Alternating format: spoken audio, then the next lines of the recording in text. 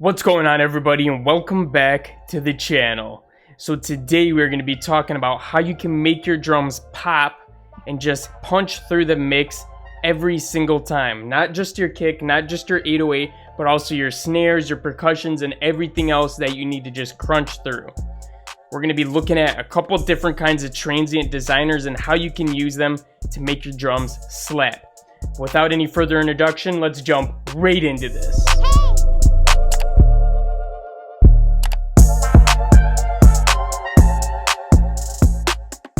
Alright guys, so the first transient designer that we're going to look at is the SPL Transient Designer. And if you don't have an Apollo interface, you can't even get this one anyways.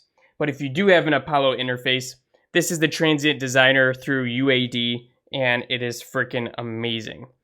So, I'll show you exactly how to use it. It's super simple and straight to the point, and it's going to make your drums punch even more. So it only really has two knobs here, besides an output gain. It's got an attack and a sustain. So the sustain is actually going to be able to shorten and sometimes increase the length of the transient, which is, if you don't know what the transient is, it's the pop, it's the initial hit, it's the initial click of the percussion or of the drum that's hitting. So let's go ahead and put this to 0, and I'll show you what it sounds like once we start to apply it. So right now I just got a snare on here, so let's listen to that.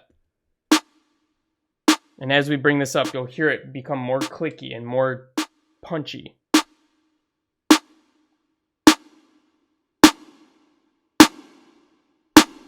So you can see we just transform that sound by taking the transient, by taking the pop of it and increasing that more, bringing that out and drawing it out from the sample even more. So, I mean, just listen to the difference between this and this. Big difference there. So obviously you can play with the sustain, and I don't need to demonstrate that at all. I think I had it somewhere around here. It's just going to make the snare a little bit shorter so that that transient can peak even quicker and then go out for the next hit and for the rest of the drums to do it. So guys, this could literally be, these transient shapers and designers can literally be the difference between your drums standing out and being hidden back in the mist of all of the rest that's going on. Your 808 can drown out a lot of stuff, so once you put these transients on there, it literally lets everything pop back out again. Alright, so next let's take a look at this transient designer right here by Kilohearts. This one's pretty much my go-to for the drums. I use that other one for like my kicks and other things like that, but this one's pretty much my go-to. It's got some of the same things right here, and this one gives you a nice visual representation of what's going on too. So again, you got the attack knob, and as you do that, you can see the initial hit of what's going on is going to increase. This pump right here is going to actually draw down, so you can see that it ends faster. And the sustain is how long it's going to last. You can bring that completely down as well if you wanted to do something like that. So it's really cool, and I love the visual representation that this gives you. So let's play with this one too.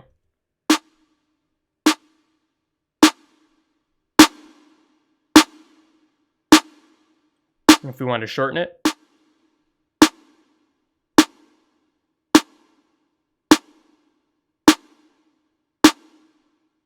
So we can turn on the sustain as well. And it's not going to let that drag on past what the pump is doing right here, basically. So a lot of controls over it. And as you can see, it just transformed that snare sound from what it was before. See, that right there would sound really good in the mix. Honestly, that would be like what I would use right there if I was going to use this one on this snare. All right, so let's take a look at one more transient designer. Okay, this one's by Waves, and this one's called Smack Attack. So as you can see from this one, it's got a lot more going on. There's a lot more you can control.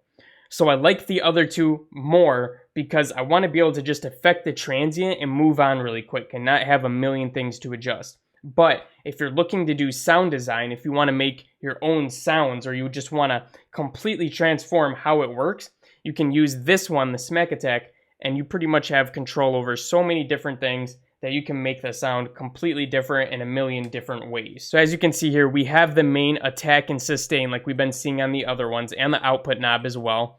But we have different curves that you can pick here. So if you want to actually change how the attack hits, you can make it longer or sharper depending on the sample. So let's make it really small so that you can hear what that sounds like. And then if we do a middle one, makes it a little bit longer. and that one makes it even longer again. So it's basically telling you how long the transient is going to last for. That's what that does. And obviously you can go in between them and you can dial it in even more specific using this bar. So it's pretty cool that you can get into that specific with it. And then with the sustain, you have the same exact thing. How do you want the sustain to act? And guys, don't forget, you don't just go in the plus, you can also go into the negative with this stuff too. So if you have a hi-hat sample that's too sharp, or you have a clap or a snare sample that's too sharp, you could always back down the attack. Or if it's too long, you could back down the sustain. So you don't just have to go up with this. So that's something to keep in mind as well. And that works for all of these as well. And the cool thing about this one is you also have a limiter and a clipper built into this too. So if you want to use this to do that with your samples, you can use that too. Like I said, this one pretty much has all you need to go ahead and do your own sound design and stuff like that. So this is a really goated plugin if you're more into that aspect of music production. So yeah, guys, I highly recommend these three. These are my top 3 picks, and I did them in order from which ones that I think are the best. So this one is the best for sound design. The second one is the best for just quick access and quick control. And then the UAD one is the best because you get the best sound out of it. You get the best experience altogether. But that's because the UAD plugins are really special themselves, and they almost run like actual hardware. They pretty much have the same exact effect as if you were using actual hardware to do this.